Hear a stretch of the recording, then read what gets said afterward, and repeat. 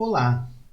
Dando continuidade ao nosso conteúdo, hoje falaremos das exigências do modelo matemático, ou as pressuposições que tem que ser atendida para que a gente possa realizar a análise de variância. Bem, então até o momento a gente aprendeu a fazer a análise de variância de um delineamento inteiramente casualizado ou um delineamento em blocos casualizados. Porém, será que a gente pode fazer isso para qualquer tipo de dados? Será que eu posso sempre fazer isso? E a resposta é não, tá? Por quê? Porque a análise de variância ela é uma ferramenta que foi criada que só vale se algumas condições dos dados estiverem satisfeitas, certo? Algumas exigências aí do modelo matemático. Então, na prática, a gente só faz a análise de variância, só utiliza essa ferramenta que é a análise de variância aí, se as pressuposições estiverem satisfeitas, se as exigências do modelo matemático estiverem satisfeitas. Então, até o momento, nós vínhamos fazendo ali sem nos preocuparmos com isso, né? E aí, de repente, pode vir a dúvida: aquilo que a gente fez está certo? Pode ser que sim, pode ser que não. Então entenda o seguinte, entenda que a análise de variância ela é uma ferramenta, mas o resultado dela só é confiável, né? Só temos garantia aí, né, do resultado se as pressuposições forem atendidas. Então todas as análises que a gente fez, pode ser que a conclusão esteja certa, pode ser que a conclusão não esteja certa, porque não foi atendida as pressuposições do modelo matemático, certo? E aí, pessoal, é nesse sentido que eu critico o Sysvar.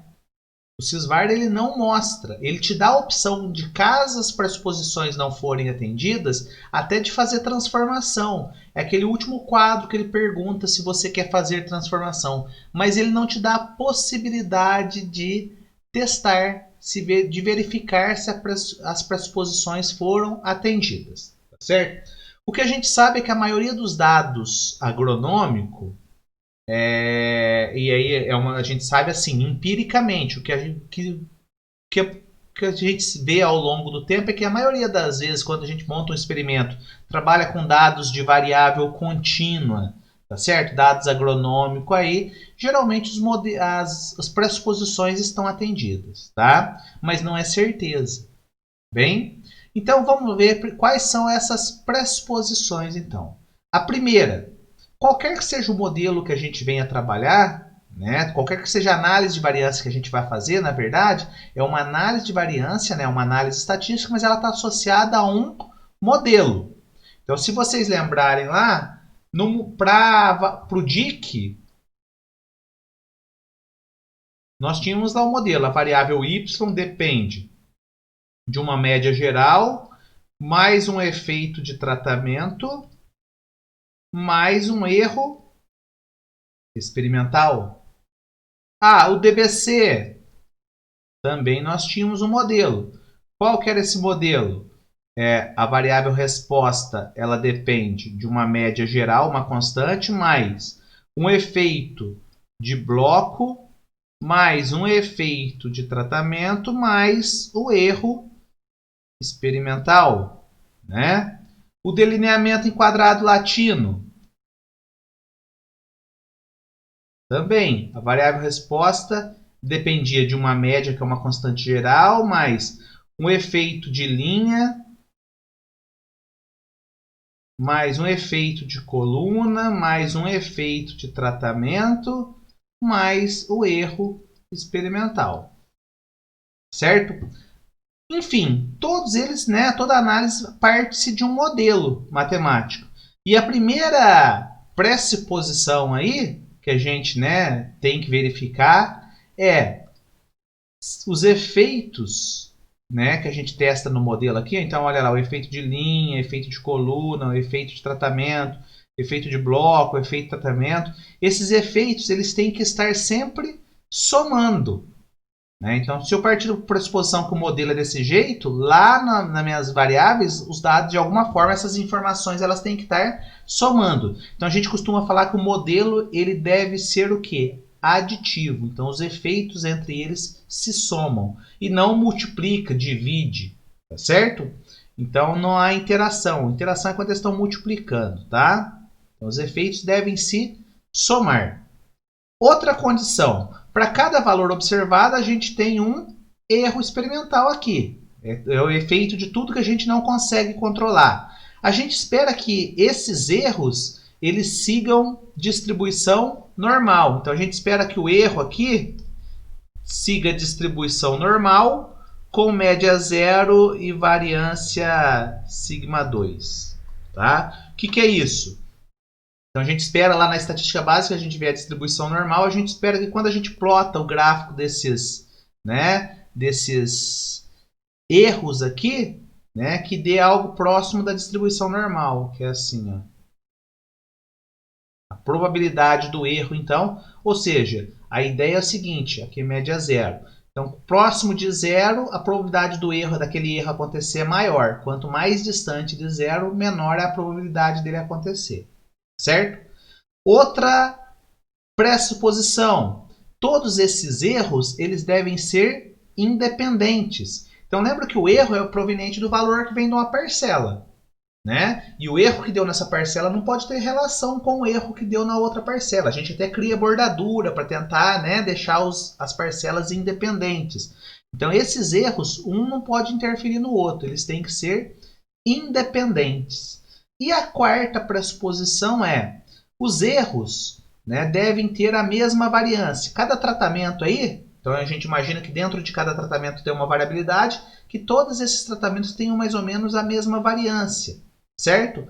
Ou seja, a mesma variabilidade. Então a gente espera aí que no experimento deve existir homocedasticidade. O que é isso? As variâncias elas têm que ser homogêneas. Então eu não posso ter de repente um tratamento com pouca variabilidade e um outro tratamento com muita variabilidade. Então para eu poder fazer, eles têm que ter a variância aí homogênea, tá? E como então assim, basicamente o que vocês precisam saber é quais são as 4 pressuposições que nós precisamos aí para que a análise de variância seja confiável o resultado dela, né? Para que eu possa fazer a análise de variância.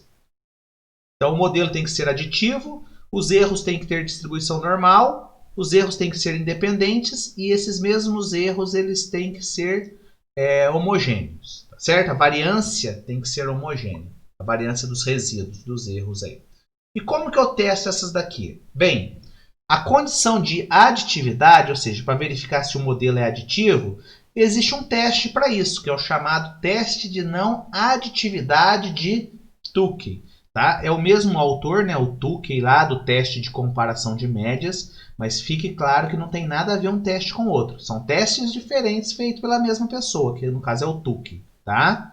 Então, só para garantir, como que eu verifico se o modelo é aditivo? Tem um teste para isso. Bem, a normalidade dos erros, dos resíduos, também tem teste para fazer isso. Quais são os testes? Tem o teste de Lilliefors, o mais famoso aí é o Shapiro-Wilk, que é o que a gente vai fazer. E tem outros testes também, tá? A independência dos erros.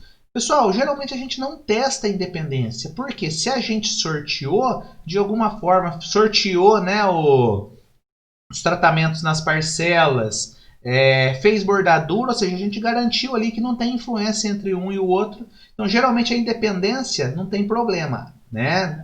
A dependência não existe. Então, a independência dos resíduos é até certo ponto garantida pelo princípio da casualização. Então, se eu sorteei aí, de certa forma, eu estou garantindo essa independência, tá?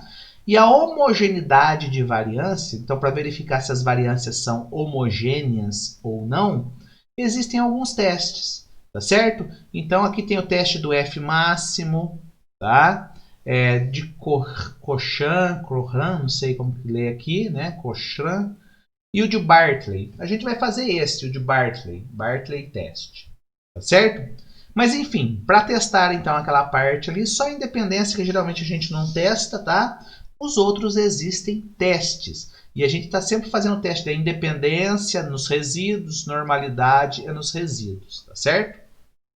E homogeneidade de variância também é a partir da variância dos resíduos. Esses são os testes. Geralmente, quando a gente vai fazer essa parte, pessoal, a gente dá uma olhada visual aí também. Ah, mas a parte visual prova alguma coisa? Não. Mas com o tempo você vai pegando habilidade, você começa a identificar algumas coisas pelo gráfico dos resíduos, tá? Então alguns programas aí já colocam essa parte aqui que a gente chama de análise dos resíduos, já solta gráfico para isso. Então a primeira coisa, eu pego os resíduos para ficar mais fácil, porque imagine o seguinte, dependendo do conjunto de dados que eu tenho grandezas diferentes. E aí, para a gente trabalhar com uma medida padronizada, a gente cria os erros padronizados ou resíduos padronizados.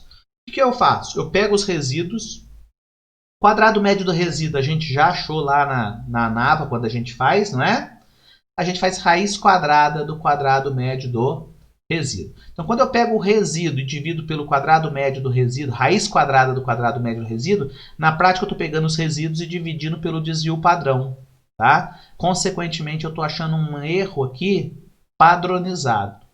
Tá? Isso, de certa forma, tira a grandeza dos dados. Porque às vezes, pessoal, dependendo, às vezes os dados falam um erro de 3. Não sei se isso é muito ou pouco, vai depender se 3 em relação a 1000, ou 3 em relação a 1 milhão, ou 3 em relação a 10. Né? Pode ser muito ou pode ser pouco. Quando eu faço essa divisão, eu padronizo eles. Tá? E aí eu já começo a pensar, opa, acima de 3 padronizado é alto o erro.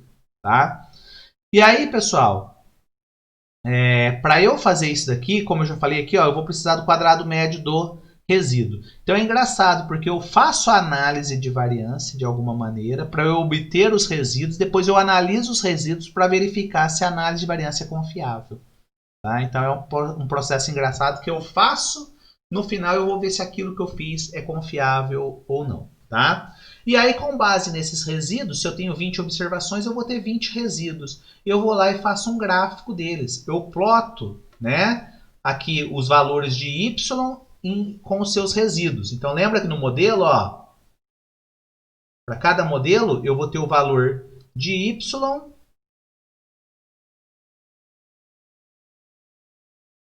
eu vou ter o valor, né, observado lá na parcela e o resíduo. E aí, para todos eles tem, ó. Então, se eu tenho 20 observações, eu vou ter 20 resíduos lá, não é? E aí, para cada valor observado, depois que eu padronizo ele, então faço essa divisão, eu faço um gráfico aqui. Então, nesse eixo Y, tá os valores observados e os resíduos. E aí, o que a gente espera é o seguinte, que os resíduos estejam seguindo essa condição aqui, ó, com os pontinhos, né? Ah, um resíduo está aqui. Vou colocar outra cor aqui. Que os resíduos estejam distribuídos aqui de alguma maneira, ó. Né? Cada ponto representa um resíduo em função do valor do y, e aí a gente espera que esses resíduos estejam distribuídos aqui. Primeira coisa, entre 3 e menos 3, tá? Quer dizer que os resíduos estão, depois de padronizados, estão num tamanho razoável, e que eles estejam, pessoal, mas não tem um comportamento, estejam todos distribuídos assim, ó, entre duas retas horizontais. Essa é a condição ideal quando a gente faz, tá? Se isso não acontece, pode acontecer algum desses casos aqui, ó. Por exemplo, eu começo a perceber que conforme o valor do y está aumentando, os resíduos eles estão aumentando. Perceba que aqui não tinha resíduo, olha lá, fez um formato os resíduos que eu tenho. Quando eu fiz um gráfico deles aqui, né, de dispersão, eu percebo que conforme o valor do y está aumentando, o valor dos resíduos, os erros, também estão aumentando. Então, isso daqui é um indicativo que está tendo heterogeneidade de variância, ou seja, a variabilidade está aumentando conforme o valor do y aumenta, tá certo? O outro caso seria o contrário. Conforme o valor do y aumenta, os desvios, né, os erros diminui. Também é a mesma coisa, mesmo problema, heterogeneidade de variância, tá certo? Outro tipo de heterogeneidade de variância é esse daqui, ó. Próximos do valor do y médio aqui, a variância aumenta. Conforme vai distanciando do valor médio, a variância começa a diminuir, ó. Tá? Então, olha lá, heterogeneidade de variância, onde a variância cresce para valores de y tendendo à média. Então, lembra que aqui, ó, os valores de y estão daqui até aqui, tá certo? Então, a média deles está por aqui. E a variância está maior, ó, a dispersão está maior próximo do y da média. Conforme vai distanciando, a variância vai diminuindo. Ou o outro caso de heterogeneidade em que conforme vai distanciando da média, a dispersão vai aumentando. Tá certo? Isso, então, esses gráficos que eu mostrei, todos eles estão associados à heterogeneidade de variância, que é uma das pressuposições lá. Lembra que tem que ser homogênea as variâncias? Outro caso que acontece é isso, ó. Conforme você vai aumentando o valor do y, os desvios eles vão aumentando, ó. Eles passam de negativa, aqui eles estavam na parte negativa e vão aumentando. Então existe uma relação aqui, ó.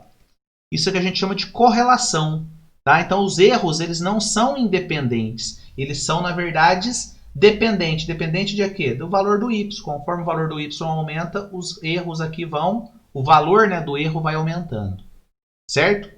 Então isso daqui está indicando, olha lá, uma correlação positiva. E o outro caso é conforme o valor do y vai aumentando, né, os valores dos erros aqui vão diminuindo. Então, olha lá, tem uma correlação negativa. Tá? Então, esse gráfico às vezes dá uma ideia para a gente de como tá os dados aí. Se as pressuposições estão mais ou menos sendo atendidas ou não. Tá? E embora não seja pressuposição, pessoal, o gráfico também te ajuda a entender um comportamento legal que é o que a gente chama de outlier. Um valor muito diferente dos demais. Isso às vezes acontece, é um valor discrepante. Então, quando você tem um valor que é muito diferente dos demais, às vezes todos os erros estão aqui concentrados. Quando você acha um ponto lá assim, ó, separado, deu um erro muito maior do que os outros. Por que esse valor deu um erro muito maior? Quer dizer que ele é um valor muito diferente dos demais. Então, ele merece uma atenção especial. Então, poderia ser um erro muito pequeno ou um erro muito grande. Tá? Isso geralmente está associado a um ponto discrepante. E aí a gente precisa ver se esse ponto, por que deu um valor tão, né, diferente dos demais, se não foi um erro de digitação, se esse valor realmente existiu, se essa parcela representa, né, uma população, ou se é melhor, às vezes, de repente, tirar esse valor do teu experimento. Tá?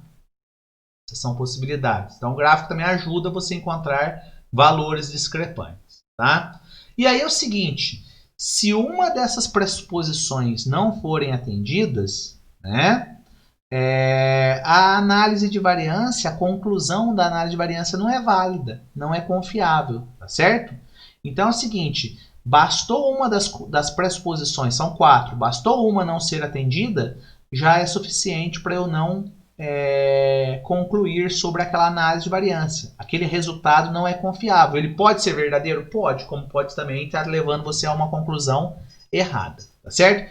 E como que a gente faz como alternativa quando a análise de variância, quando os dados não satisfazem, né, as pressuposições lá?